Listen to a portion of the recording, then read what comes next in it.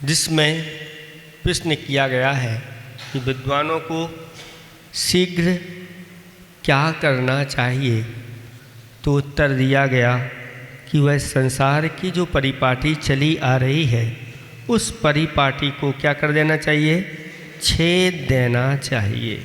और संसार की जो परिपाटी है वह किस प्रकार से छेदी जाएगी बताओ?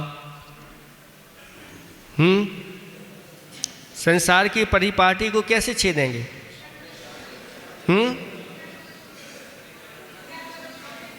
हाँ, जब मिथ्यात का वमन होगा और सम्यक्त का ग्रहण होगा तो हमारी परिपाटी जो है वह परिपाटी छिद जाएगी, ऐसा जानना चाहिए।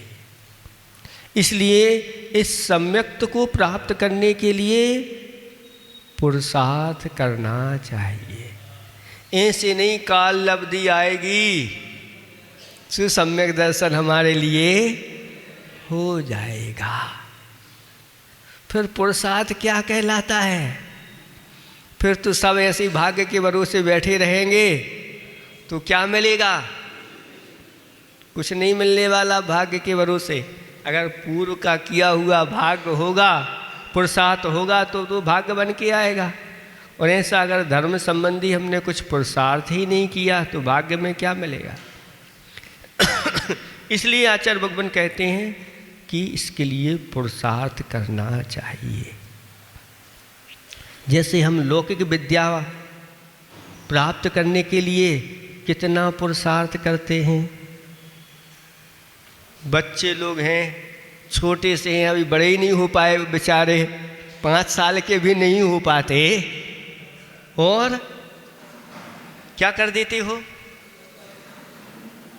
3 साढ़े 3 साल के हुए और बस्ता उनका तैयार कर देते हैं।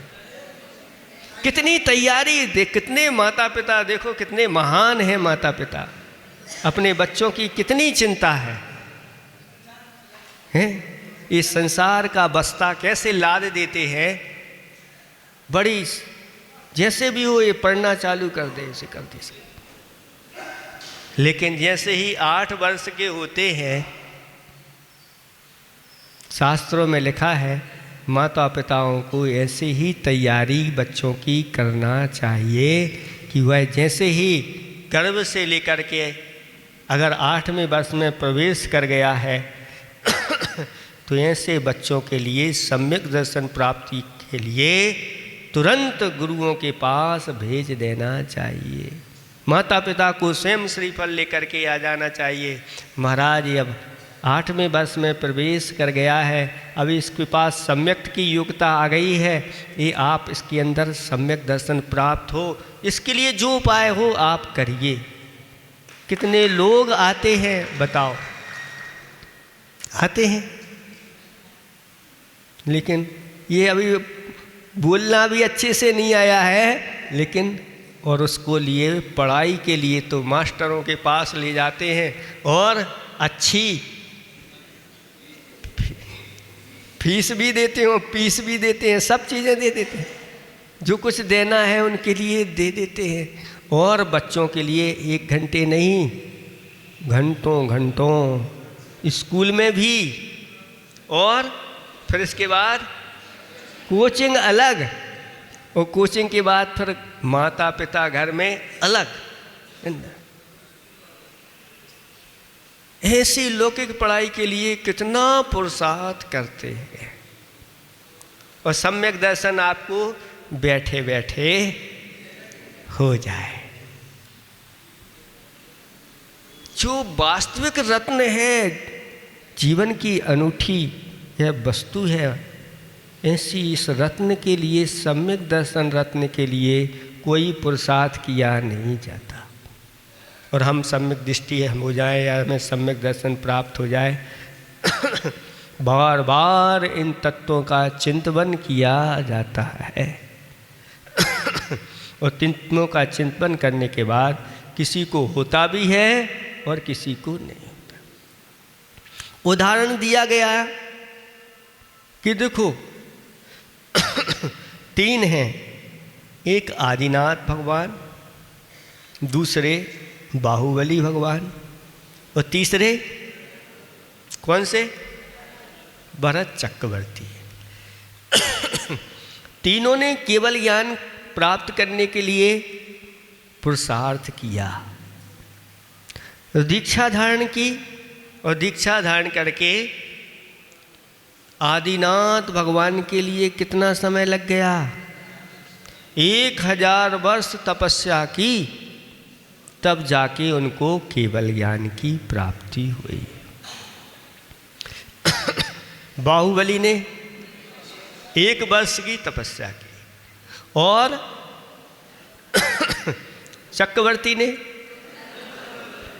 बस थोड़ा ही समय लगा, और दीक्षा धारण करने के बाद जैसे ही ध्यान में लीन हुए और ध्यान में लीते हुए भी कुछ अंतर मुहूर्त में वह छपक श्रेणी मार गए। ऐसा क्यों हुआ, बता सकते हैं?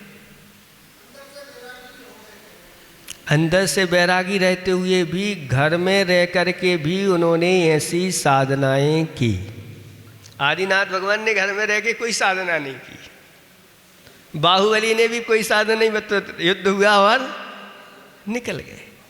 लेकिन घर में रह करके भी इनके बारे में जब पढ़ते हैं तो घर में रह के 60 आवश्यकों का पालन करने वाले होते थे, और 2-2 घंटे 2.5 घंटे, चतुर्दशी के दिन तो सब कुछ राजकाज छोड़ करके चिनालय में आकर के और साधना उपवास के साथ ध्यान में लीन रहते थे। ये उनका पूर्व का ऐसा अभ्यास था कि वह चुटकियों में वो काम हो गया। इसी प्रकार आचार्य भगवान कहते हैं ये सम्यक दर्शन भी कई लोग बार बार पुरुषार्थ करने के बाद भी उनको सम्यक दर्शन नहीं होता, और कई लोग जो हैं थोड़ा सा भी, लेकिन उनकी अंतरंग की विशुद्धि भावना आदि उसमें सारी काम करती हैं। किसी को एक ही बार में हो जाता है, कोई 10-20 बार करते हैं तो हो जाता है, कई बार बार करने के बाद इस सम्यक दर्शन की प्राप्ति होती है। और जैसे ही ये सम्यक दर्शन होता है, आचार्य भगवान कहते हैं कि वह इसके ज्ञान भी सम्यक ज्ञान हो जाता है। आचार्य श्री ने एक बहुत अच्छी समय सार की 90वीं गाथा की व्याख्या करते हुए कहा कि श्रद्धा, ज्ञान और चारित्र की प्रकृति को एक दृष्टांत से हम समझ सकते हैं। 3 चीज़ें हैं, श्रद्धा है, ज्ञान है और चारित्र। श्रद्धा एक बहन की भांति है, श्रद्धा तो हो गई बहन, और ज्ञान चारित्र दोनों उसके भाई हैं। घर में बहन का बहुत महत्वपूर्ण योगदान रहता है, उसी प्रकार श्रद्धा वह बहन है जो हमेशा मांगलिक मानी जाती है। उसके कारण ज्ञान और चारित्र दोनों भाई भी मांगलिक हो जाते हैं। अगर श्रद्धा नहीं हो तो ज्ञान जो है ना सम्यक नहीं होता, और चारित्र भी किसके कारण होता है? श्रद्धा के कारण। तो श्रद्धा बहन है, वह मांगलिक मानी जाती है, उसके कारण से ज्ञान और चारित्र भी मांगलिक माने जाते हैं। सम्यक श्रद्धा होने के कारण ज्ञान और चारित्र भी सम्यक हो जाते हैं। बहन के माध्यम से भाई का महत्व बढ़ जाता है। जिस प्रकार बहन के कहने पर भाई की उछल कूद कम हो जाती है, उसी प्रकार आप लोग अपने ज्ञान की उछल कूद कम करना चाहते हो तो श्रद्धा की ओर देखो। और आचार्य ने हाई को बनाया कि ज्ञान चिल्लाता, ज्ञान चिल्लाता, श्रद्धा झेलती जब विपत्ति आती। जब विपत्ति आती है तो ज्ञान तो चिल्लाने के अलावा और कुछ नहीं करता, लेकिन श्रद्धा झेल लेती है उस आपत्ति को, उस दुख को सहन कर लेती है। श्रद्धा रख, ये जो कुछ भी है अपने कर्म के उदय से है। आगे सब ठीक हो जाएगा। ये कर्म जब उपशमन को प्राप्त होगा तो ठीक हो जाएगा। तो बहन भी घर की एक सदस्य है, उसकी क्षमता तो देखो कितनी शांत है, उभय कुल वर्धिनी है। इसकी श्रद्धा बहन भी उभय कुल अर्थात दो कुल है, एक ज्ञान का कुल और एक चारित्र का कुल। श्रद्धा जो बहन होती है वह उभय कुल वर्धिनी होती है और ऐसे दोनों कुलों की मंगल वर्धिनी है। श्रद्धा कहती है ज्ञान भैया मेरी बात मान लो और अपनी उछल कूद कम कर दो। ज्ञान कहता है बहन आकुलता होती है, कैसे मान लूँ? तब श्रद्धा कहती है आंख बंद करके मैं अनंत चतुष्टय वाला हूँ। इस ओर अपनी ओर देखो। जब श्रद्धा बार बार कहती है तो ज्ञान कहता है मैं कैसे अपने आप को समझाऊं, आप मुझे समझा दो। तो श्रद्धा कहती है कि मैं समझाती नहीं हूँ, मेरी बात मानना हो तो बस मान लो। मानने में समझने की आवश्यकता नहीं होती। जो मान लेता है वो बिना समझे भी नार की जीव हैं, उनके लिए समझाने की ज़रूरत नहीं है। वो मान लेते हैं आज्ञा सम्यक्त। बस अब भगवान ने जो कुछ कहा है मुझे सब मान्य है और सम्यक दर्शन को प्राप्त कर लेते। ज्ञान कहता है कि कैसे माने? वह कहती है मेरे कहने से मान लो, बस गुरु की देशना से मान लो। मानते समय अपनी आँखों को बंद रखना पड़ता है, तभी देशना लब्धि होती है। और देशना लब्धि के पूर्व ज्ञान जो है कूंदता रहता है, विकल्प करता रहता है। श्रद्धा के माध्यम से वितराग प्रभु को देखने पर हे प्रभु आप सबसे बड़े हैं और अपने आप को वह छोटा मान लेता है। श्रद्धा के साथ ज्ञान की आंखें भी खुल जाती हैं, तब ज्ञान श्रद्धा का अनुसरण करने लगता है, अपनी उछल कूद कम कर देता है। जब श्रद्धा नहीं थी तब रावण और इंद्रभूति की क्या दशा थी? अपने आप को ही सब कुछ मान करके चल रहे थे, किसी के सामने ये सिर नहीं झुकता। लेकिन जब भगवान के सामने पहुँचे समोसरण में वह श्रद्धा उनकी जागृत हुई और जो ज्ञान उछल कूद कर रहा था अब वह शांत हो गया और भगवान के सामने हाथ जोड़ करके और किसलौंच आदि करके दीक्षा ले करके और बैठ गए। अब भगवान जो कुछ कहेंगे तो मैं सब स्वीकार करता चला जाऊंगा। ऐसा ये सम्यक तो होता है। आचार्य भगवान कहते हैं इस सम्यक्त को प्राप्त करने के बाह्य कारण 6 बताए हैं। जैसे अंतरंग कारण बताए हैं वैसे बाह्य कारण भी हैं। अंतरंग कारण क्या है? अंतरंग कारण है जो दर्शन प्रकृति की 3 प्रकृतियां हैं और चारित्र मोहिनी की 4 अनंतानुबंधी प्रकृतियां हैं। ये 7 हैं। इनका यथा योग कहीं कहीं 5, 6 और 7 प्रकृतियों के उपशम से जो सम्यक दर्शन होता है वह उपशम सम्यक दर्शन कहलाता है। ये 7 प्रकृतियां, इनमें से अनादि मिथ्या दृष्टि के पास 5 की सत्ता होती है तो वह 5 का उपशमन करता है। और जो सादी सम्यक दृष्टि होते हैं, सादी मिथ्या दृष्टि होते हैं, सादी मिथ्या दृष्टि जो है उसके पास इनकी सत्ता पाई जाती है। सम्यक प्रकृति और सम्यक मिथ्यात्व की भी सत्ता पाई जाती है। ये दोनों उद्वेलना प्रकृति होती हैं और किसी ने सम्यक प्रकृति की उद्वेलना कर दी है तो उसके पास 6 की सत्ता होती है। उतने काल में अगर वह पुनः उपशम सम्यक दर्शन प्राप्त करता है तो क्षैप का उपशमन करता हुआ प्राप्त करता है। और इसने दोनों की उद्वेलना कर दी है, ऐसा 5 की सत्ता वाला भी शादी मिथ्या दृष्टि हुआ करता है, वो भी 5 की। तो 5, 6, 7 यथा योग जिसकी जैसी प्रकृतियों की सत्ता होती है उस सत्ता की वह उपशमन करता चला जाता है। जिसके पास 5 की सत्ता है उनका उपशमन करते हुए जब अनिवृत्तीकरण के अंतिम समय में पहुंचता है और उस समय क्या करता है, मिथ्या के 3 टुकड़े करता है, तो उसकी भी 7 की सत्ता हो जाती है और 7 का उपशमन हो जाता है। एक अंतर्मूर्त के लिए 7 प्रकृतियां शांत बैठ जाती हैं। तो उसको बोलते हैं उपशम सम्यक दर्शन।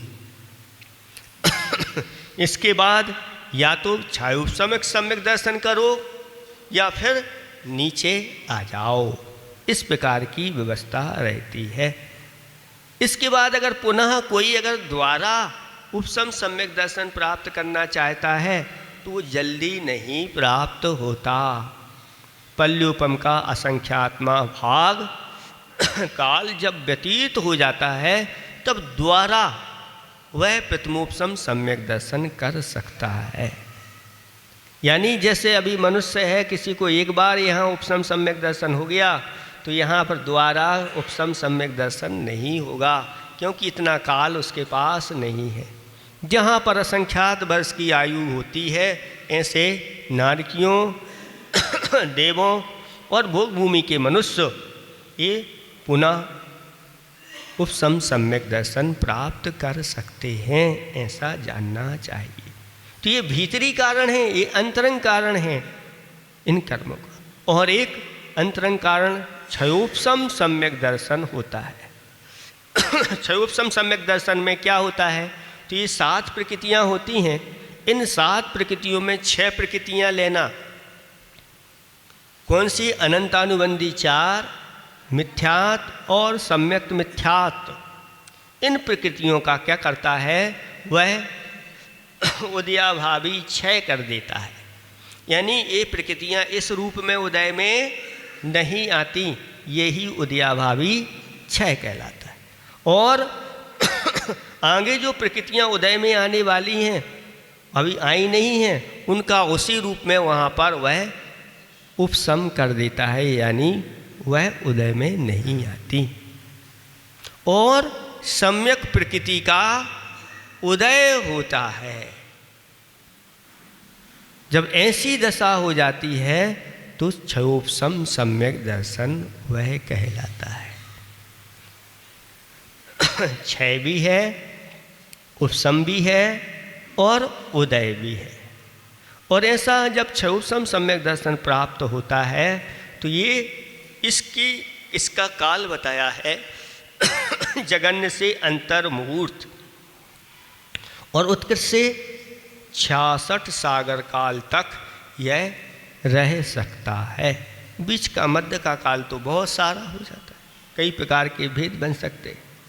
तो किसी ने अगर यह क्षयोपशम सम्यक दर्शन प्राप्त कर लिया और अंतर्मुहूर्त उसको वह क्षयोपशम सम्यक दर्शन रहा, फिर इसके बाद वह उसका सम्यक दर्शन छूट गया और फिर मिथ्यात्व में आ गया, तो आचार्य भगवान कहते हैं अब इसके लिए ज़्यादा समय नहीं चाहिए। अगर ये दोबारा फिर पुनः प्राप्त करना चाहे तो एक अंतर्मुहूर्त के बाद फिर पुनः यह प्राप्त कर सकता, अंतर्मुहूर्त बाद यह प्राप्त कर सकता है। उपशम सम्यक दर्शन जैसा इसके लिए समय नहीं। तो वर्तमान में अगर कोई उपशम सम्यक दर्शन एक बार होगा तो क्षयोपशम सम्यक दर्शन कई बार यह प्राप्त कर सकता है, छोड़ सकता है। ये क्षयोपशम सम्यक दर्शन के लिए कहा, ये सस्ता, सुंदर और टिकाऊ। सस्ता, सुंदर और टिकाऊ। सस्ता क्यों है? क्योंकि इसके लिए 3 करण नहीं करना पड़ते। जैसे उपशम सम्यक दर्शन के लिए 3 करण करना पड़ते हैं, इसके लिए 2 करण में ही काम हो जाता है।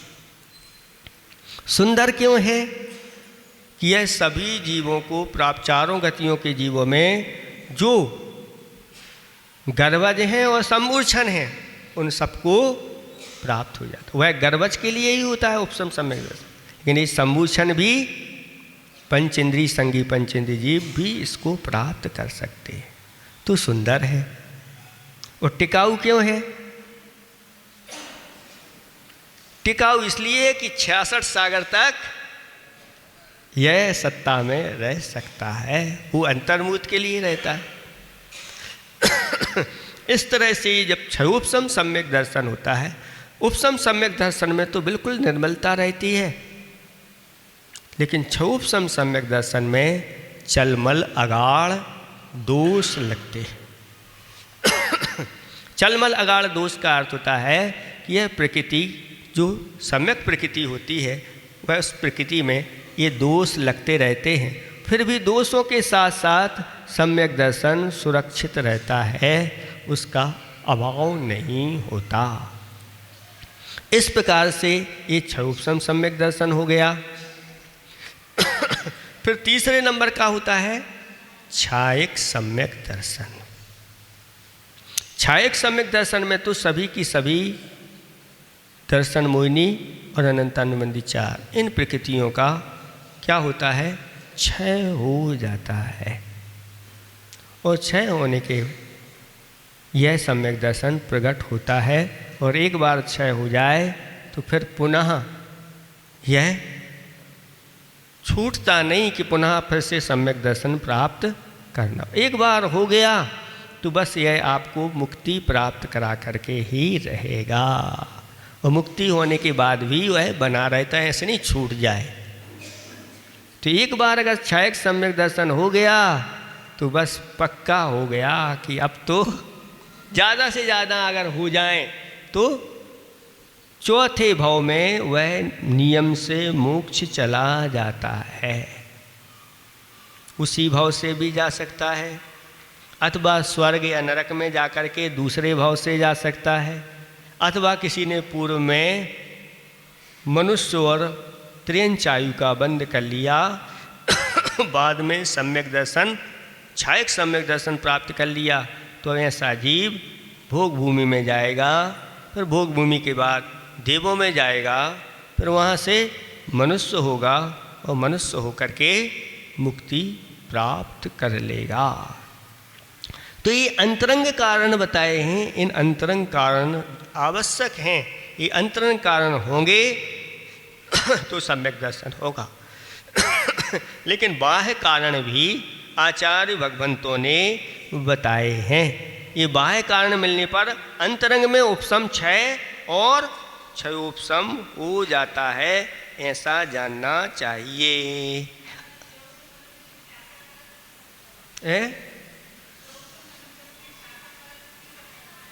66 सागर के सब इच्छा से, जैसे मान लो किसी ने सम्यक दर्शन प्राप्त करते समय इतनी स्थिति बांध ली तो ऊपर स्वर्ग में जाएगा, फिर स्वर्ग से नीचे आएगा तब भी रहेगा, फिर स्वर्ग में जाएगा, फिर नीचे आएगा, ऐसी ऐसी करके 66 वर्ष 66 सागर तक वह देवों की आयु प्राप्त करके और मनुष्यों में भी प्राप्त करके बनाए रख सकता है। ऐसा का जैसे किसी की मान लो 24 ऊपर 24 सागर की प्राप्त कर ली, फिर नीचे आया मनुष्य हुआ, फिर 24 के बाद 22 सागर या 20 सागर, इस प्रकार से बताया गया। 22 20 ऐसे करके इतनी आयु बार बार प्राप्त करेगा, वह उसका छूटेगा नहीं, ऐसा लेगा। 33 सागर की आयु में नहीं कि 33 सागर की प्राप्त कर ली और फिर नीचे आएगा, फिर पुनः 33 में जाता है, ऐसा नहीं है। वो वहाँ की हुई जोड़ करके इस प्रकार से बताते हैं कि स्वर्गों में उत्पन्न हुआ और उतनी आयु लेकर के फिर स्वर्ग में रहा, फिर नीचे आया, मनुष्य की आयु उतनी कम ऊपर वालों में करते चले जाना चाहिए। तो ऐसे वह 2-3 बार स्वर्ग में जा कर के वह अपनी उस आयु को वहाँ पर सम्यक दर्शन को बनाए रख सकता है, ऐसा वर्णन आया। ये 66 सागर हो जाते। 266 सागर भी काल आता है। 266 सागर कैसे? तो 66 सागर तो ये हो गए, अब वह जो क्षयोपशम सम्यक दृष्टि है एक अंतर्मुहूर्त के लिए कहाँ आ गया? तृतीय गुणस्थान में आ गया सम्यक मिथ्यात्व के उदय से, और फिर पुनः उसने क्षयोपशम सम्यक दर्शन प्राप्त कर लिया और इतने समय तक फिर पुनः बना रह सकता है। इसके बाद फिर वह अपने क्षयोपशम सम्यक दर्शन को क्षयक सम्यक दर्शन करके फिर संसार से पार हो सकता है। ऐसी व्यवस्था है। नौवे गिरिविक के ऊपर अनुदिश और अनुत्तर में ये सभी सम्यक दृष्टि होते हैं, लेकिन ये सभी छायक सम्यक दृष्टि होते हैं ऐसा नियम नहीं है। वहाँ पर क्षयोपशम सम्यक दृष्टि और छायक सम्यक दृष्टि ये दोनों ही पाए जाते हैं, उपशम सम्यक दृष्टि नहीं। उपशम सम्यक दृष्टि अगर पाए जाएंगे तो यहाँ से कोई द्वितीयोपशम के साथ मरण करता है तो वह उसका द्वितीयोपशम सम्यक दर्शन देवों में भी पाया जाता है अपर्याप्त कुछ समय के लिए, फिर जा कर के वह क्षयोपशम या छायक सम्यक दृष्टि है तो छायक हो जाए। इस प्रकार की व्यवस्था वहाँ की बताई गई है। अब देखते हैं बाह्य कारण। तो बाह्य कारण कितने हैं? तो बाह्य कारण 6। वो कौन कौन से हैं? तो सबसे पहले जाति स्मरण, दूसरा है जिन बिंब दर्शन, तीसरा है जिन महिमा दर्शन, चौथा है वेदनानुभव, पांचवा है देव रिद्धि दर्शन और छठवां है धर्मोपदेश। ये सम्यक दर्शन प्राप्ति में ये बाह्य कारण 6 हैं। अब अलग अलग दें, जैसे नरकों में कौन कौन से बाह्य कारण सम्यक दर्शन में निमित्त बनते हैं? तो तीसरे नरक तक धर्मोपदेश के माध्यम से नारकी जीव सम्यक दर्शन प्राप्त कर लेते हैं। अब उनको धर्मोपदेश कौन सुनाएगा? क्या एक नारकी दूसरे नारकी को वो धर्म का उपदेश देता है? तो कहते हैं नहीं, उस प्रकार का वहाँ द्रव्य क्षेत्र काल भाव नारकियों का नहीं होता। वहाँ तो नारकी के बारे में लिखा हुआ है कि वह अगर मुख से अच्छे शब्द बोलना चाहे तो बुरे ही निकलते हैं, अच्छे बोलने का प्रयास भी करे तो मुख से गाली ही निकलेगी, अशुभ शब्द ही निकलते। ऐसा वहाँ का वातावरण रहता है। इसलिए नारकी एक दूसरे को धर्मोपदेश नहीं देते। फिर कौन देते हैं? तो देवगण जो होते हैं वह देव तीसरे नरक तक जा सकते हैं, मर करके नहीं, उसी पर्याय के साथ। और जैसे अपना कोई कुटुंबी संबंधी है जिसके प्रति स्नेह भाव है अथवा किसी से हमारा कुछ संबंध रहा है, ऐसे जीव को संबोधन करने के लिए वहाँ पर देवगण जाते हैं। और ये जो लड़ाई झगड़ा में लगे रहते हैं, और जब वह देव पहुँचता है और उसका तेज कांति रहती है, और जब एक ललकार लगाता है, क्या कर रहे हो, सुनो यहाँ, सब घबरा जाते हैं, ये कौन आ गए। और वह देव उनको संबोधन करता है कि तुमने इस प्रकार का पूर्व में पाप संचय किया, सच्चे देव शास्त्र गुरु की श्रद्धा धारण नहीं की, और सम्यक दर्शन होते हुए भी सम्यक दर्शन छूट गया, और तो इन विषय कसाओं के कारण से, पापों के कारण से यहाँ पर आ गए हो। तो वह सुनने लग जाता है और सुन करके धर्म की उपदेश को देते हैं कि सच्चे देव शास्त्र गुरु का स्वरूप ये है, तत्वों का स्वरूप ये है, अच्छी तरह से इनको अपने अंदर धारण करो, और जो पूर्व में पाप किए हैं उनकी निंदा गरहा आलोचना कर लो, और अब यहाँ से जब भी निकलो तो सम्यक दर्शन के साथ निकलना, तो तुम्हें अच्छी पर्याय, मनुष्य पर्याय मिलेगी, पुरुष पर्याय मिलेगी, उस पर्याय में फिर तुम अपना कल्याण करना। तब वह नारकी जीव उस सम्यक उस उपदेश के माध्यम से सम्यक दर्शन प्राप्त कर लेता है। सभी जीव नहीं कर पाते। जिनकी इस प्रकार से आगे की निकट भव्यता होती है ऐसे जीव वह प्राप्त कर लेते हैं। बाकी को सब मिथ्यात बड़ा हुआ रहता है, उनकी कषाओं की तीव्रता रहती है, वो नहीं कर पाते। इतने में उनकी जो कषाएँ होती हैं थोड़ी सी मंदता को प्राप्त होती हैं, तीव्र कषाएँ भी, और वह तीव्र कषाएँ उनकी लेस्याएँ भी जो होती हैं वह भी हीमान हो जाती हैं, और ऐसा प्रसंग बन जाता है उनके लिए सम्यक दर्शन की प्राप्ति हो जाती। तो वहाँ पर जाति स्मरण के माध्यम से भी सम्यक दर्शन की प्राप्ति होती है। जैसे कोई पहले नरक से लेकर के 7वें नरक में कोई उत्पन्न हुआ और उत्पन्न होते ही वहाँ पर जब इस प्रकार का वातावरण उसको मिलता है तो उस वातावरण को प्राप्त करके विचार करता है कि मैं किस कारण से यहाँ आ गया। बस उस समय अंतर्मुहूर्त में उसके लिए जाति स्मरण होता है, और जाति स्मरण से पता लगा लेता है कि पूर्व में हमने मिथ्यात के साथ इस प्रकार के खोटे कार्य किए, देवशास्त्र गुरु की बात नहीं मानी, और अपने विचार करने में तत्पर हो जाता है, और अंतर्मुहूर्त में ही सम्यक दर्शन को आप कहता है मैं तो अब सच्चे देवशास्त्र गुरु की श्रद्धा करता हूँ और अब मैं इनको कभी छोड़ूंगा नहीं। उस प्रकार से उसको सम्यक दर्शन की प्राप्ति हो जाती है।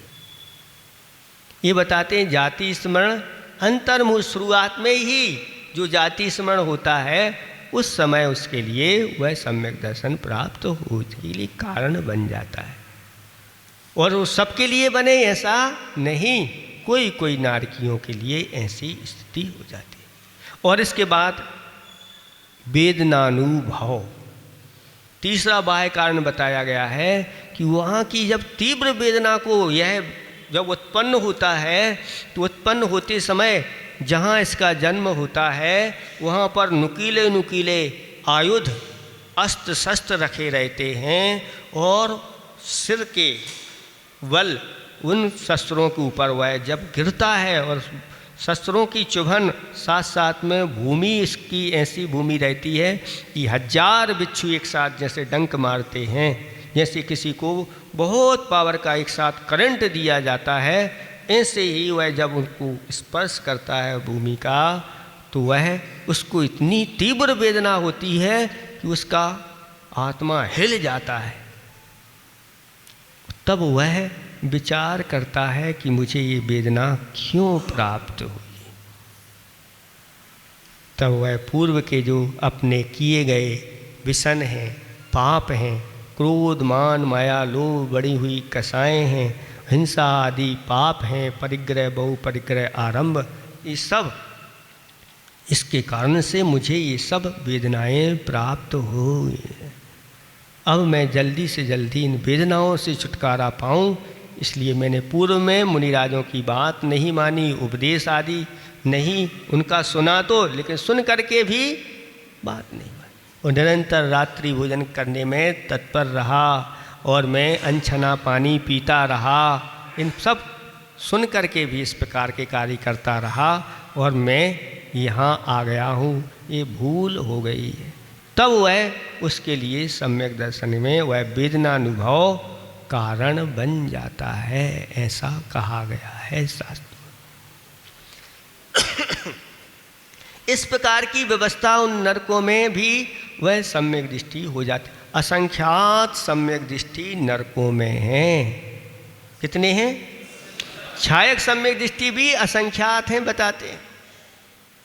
तीर्थंकर प्रकृति का बंद करने वाले भी असंख्यात हैं, बंद करके वहाँ पर बैठे हुए हैं तीसरे नरक तक। फिर कितने नारकी होंगे वहाँ पर आप लगा सकते हैं। जब ये संख्या सम्यक दृष्टि हैं तो मिथ्या दृष्टियों की तो ऐसे ऐसे वहाँ के बिल होते हैं, असंख्यात योजन के बिल होते हैं। और एक असंख्यात योजन के बिल में, एक बिल में भी असंख्यात नारकी पाए जाते हैं। संख्यात योजन वालों में संख्यात पाए जाते हैं, असंख्यात योजन वालों में ऐसे वहाँ के बिल होते हैं। बिल का अर्थ ये नहीं लेना कि जैसे चूहों के बिल होते हैं, इतने छोटे नहीं, लेकिन बिल का अर्थ होता है कि उनमें जो द्वार होते हैं वो द्वार तो छोटे होते हैं। जब अंदर चले जाते हैं तो बहुत बड़ा मैदान, जहाँ पर बहुत सारे नारकी जीव लड़ते रहते हैं, भिड़ते रहते, झगड़ते रहते। ऐसे ही वह बिल हुआ करते हैं। एक जो इंद्रक बिल बताया गया है बीच का, वह 45 लाख योजन का है। जितना बड़ा 2.5 द्वीप है, इतना बड़ा एक बिल 45 लाख योजन। ये तो छोटा बिल है। फिर ऐसे करते हुए और भी संख्यात असंख्यात योजनों के बिल होते हैं, वहाँ पर ये नारकी रहती है।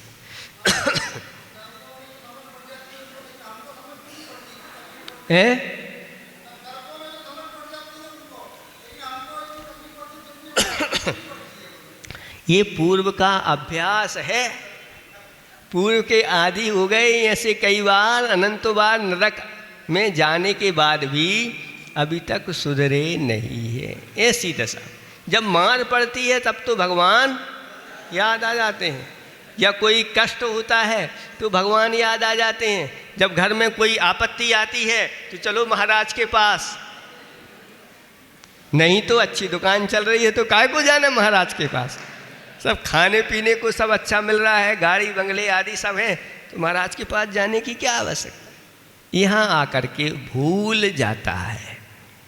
कहते हैं नरकों में भी संकल्प करके कि जब मैं मनुष्य बनूंगा तो मैं इस चीज़ों में पड़ूंगा नहीं, इन 5 पापों में नहीं पड़ूंगा, संसार के कार्यों में नहीं पड़ूंगा।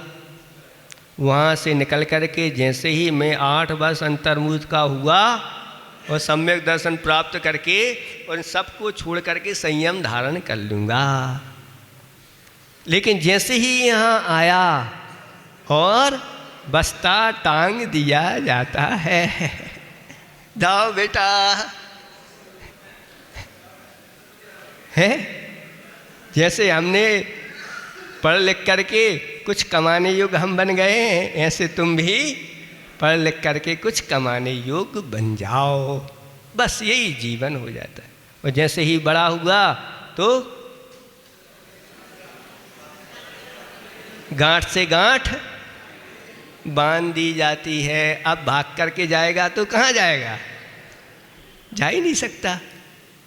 इस प्रकार की और धीरे धीरे करके और चक्कर में फंस जाता है। अब कमाओ, बच्चों के लिए कमाओ, बीवी के लिए कमाओ, फिर बड़े हो जाएं उनकी सारी जिम्मेदारी आदि आदि करते करते, और अगर धर्म मार्ग से नहीं जुड़ा तो फिर वहीं पर बूढ़ा हो करके और पूरा हो जाता है।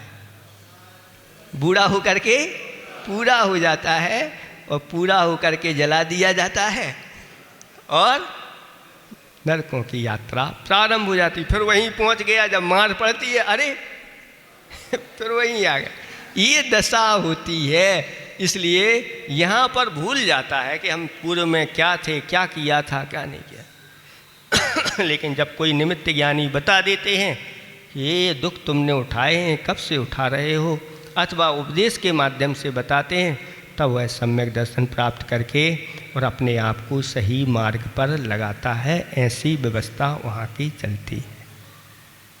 7वें नरक में उत्पन्न होते ही सम्यक दर्शन प्राप्त कर लेते हैं कई नारकी 7वें नरक में।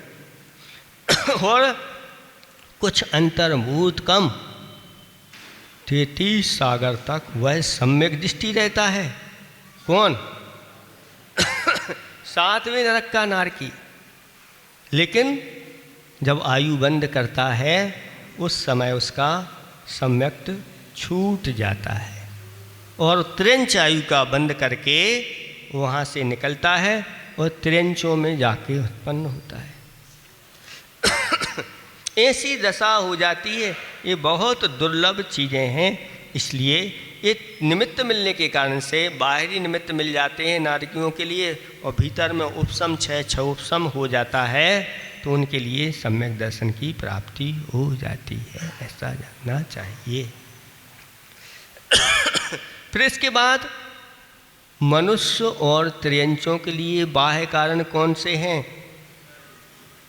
तो कहते हैं मनुष्य और त्रियंच जिन बिंब दर्शन करके, और उन जिन बिंबों के दर्शन करते ही उनके लिए इस प्रकार का बोध हो जाता है कि सच्चे भगवान यही हैं, सच्चे देव यही हैं, सच्चे आप्त यही हैं।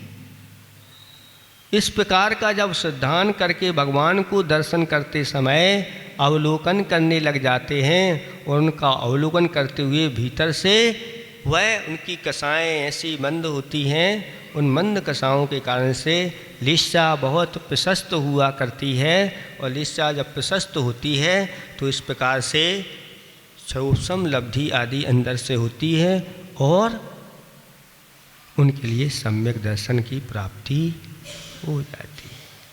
लेकिन जो दर्शन ऐसे नहीं, दर्शन करके अच्छी तरह से भगवान का और फिर विचार करते हैं, ऐसे नहीं सिर पटका और बाहर हो गए हैं, चावल डालो भागो, कलसा ढालो भागो, इस प्रकार से करते हैं तो सम्यक दर्शन नहीं होता।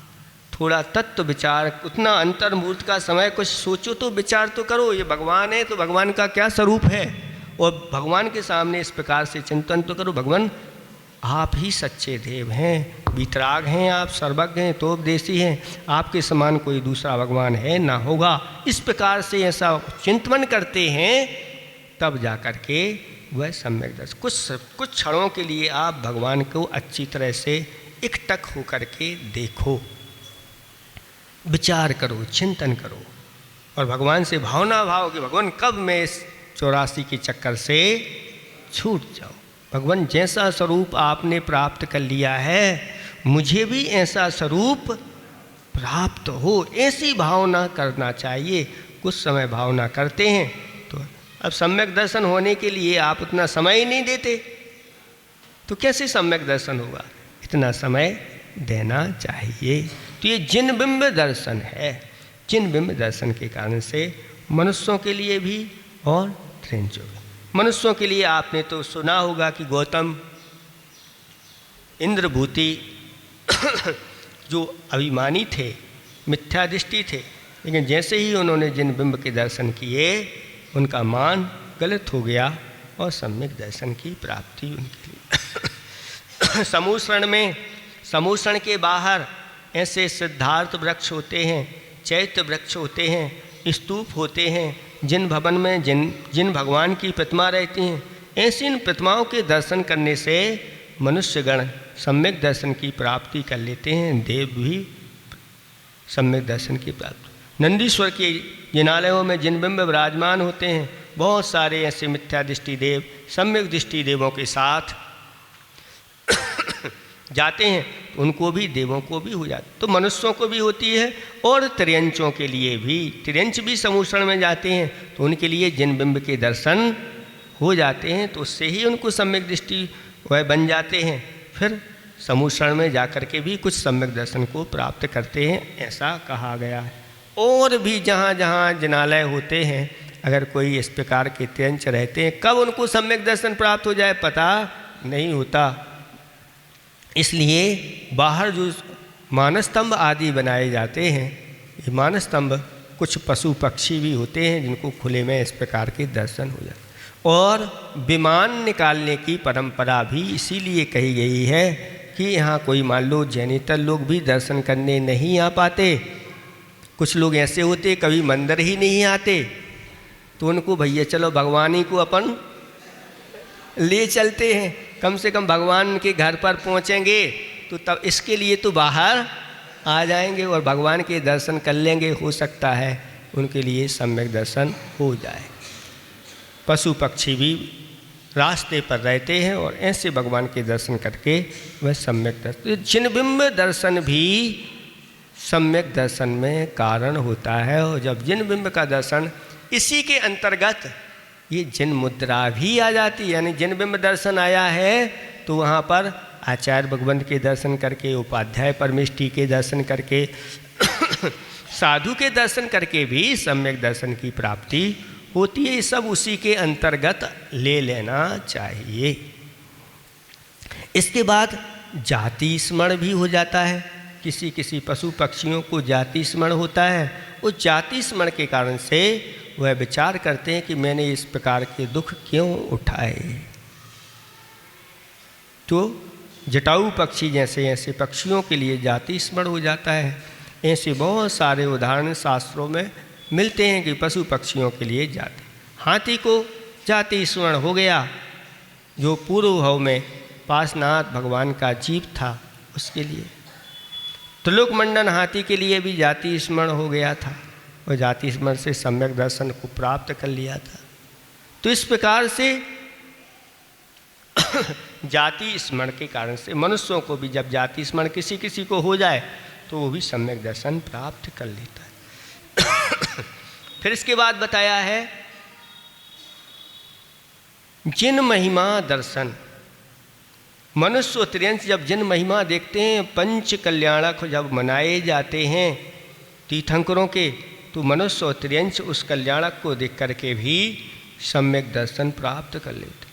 जब गर्भ के समय ऐसी व्यवस्था देखते हैं कि गर्भ में आने के पहले ही 6 महीने पूर्व में ये स्वर्ण नगरी की रचना हो गई, और फिर प्रतिदिन यहाँ पर ये देखो कैसे रत्नों की वृष्टि देवगण कर रहे हैं। ओह, इसकी महिमा अपरंपार है। तो कई लोगों के लिए इस धर्म के प्रति श्रद्धान हो जाता है, मनुष्यों को भी त्रियंश। ऐसी जन्म कल्याणक के दृश्यों को देख करके जब इतने बड़े ऐरावत हाथी के ऊपर भगवान को ले जाते हैं, इतने संख्या देव देवियाँ उस जुलूस में शामिल होते हैं, और इतने 12 साढ़े 12 करोड़ वाद्य आदि बजाए जाते हैं। और जब मेरू पर्वत पर ले जाते हैं, जब उनका 1008 कलशों से, स्वर्ण कलशों से, ऐसे विशाल कलशों से जब उनका अभिषेक होता है, तो आकाश में विद्याधर लोग आदि जो है ना, वह देख करके इस दृश्य को सम्यक दर्शन प्राप्त कर लेते हैं। ऐसा और भी शास्त्रों में वर्णन आया है कि ये सब सम्यक दर्शन की वृद्धि में भी कारण बनते हैं। किसी को सम्यक दर्शन है तो भी उसके सम्यक दर्शन में वृद्धि, निर्मलता, निखारता हो जाती है। भगवती आराधना ग्रंथ में आया है कि अगर चारण रिद्धिधारी मुनिराज वहाँ से निकल रहे हों तो उनको भी वह उस दृश्य को वह देखते हैं, जन्म कल्याणक के दृश्य को, और अपने सम्यक दर्शन को और निर्मलता वृद्धि को प्राप्त करा लेते हैं। तो शास्त्रों में वर्णन आया कि पंच कल्याणक के स्थान ये सम्यक दर्शन की वृद्धि में कारण बनते हैं, सम्यक दर्शन की उत्पत्ति में भी ये कारण। इसी प्रकार से जब उनका दीक्षा होती है तो दीक्षा के समय भी जब देवगण आते हैं, लोकांतिक आदि देव आ जाते हैं, तब लोग जब देखते रहते हैं तो इसके माध्यम से भी इसी प्रकार से जब केवल ज्ञान की प्राप्ति होती हो, जब समोषण की रचना होती है, तो फिर कहना ही क्या, उस वैभव को देख करके बहुत सारे मिथ्यादृष्टि जीव आकर के सम्यक दर्शन को प्राप्त कर लेते हैं। जिन महिमा दर्शन ये कहलाती है, तो जिन महिमा दर्शन के माध्यम से हो जाती है। अब इसके बाद एक और है धर्मोपदेश। ये बाहरी कारण है। जब त्रियंचों और मनुष्यों को धर्म का उपदेश मिलता है तो उपदेश को सुन करके भी उनके अंदर उपशम क्षय उपशम होता है, तो उनको सम्यक दर्शन की प्राप्ति हो जाती है।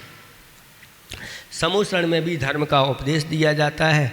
उसमें भी कुछ ऐसे त्रियंच होते हैं जिनको सम्यक दर्शन नहीं हुआ है, लेकिन भद्र मिथ्या दृष्टि होते हैं। बाहर से तो सम्यक दृष्टि है, लेकिन भीतर से सम्यक दर्शन नहीं हुआ, तो उनको सम्यक दर्शन हो जाता है।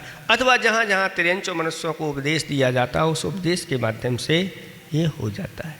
तो ये हो गया धर्मोपदेश। तो 3 गतियों के बारे में हो गया। अब कौन बचा? देव हैं। तो देवों के लिए कहा गया है कि वहाँ जिन बिंब दर्शन ना कह के जिन महिमा दर्शन कहा गया है मुख्य रूप से, और जिन महिमा दर्शन में ही जिन बिंब दर्शन गर्भित कर लेते हैं।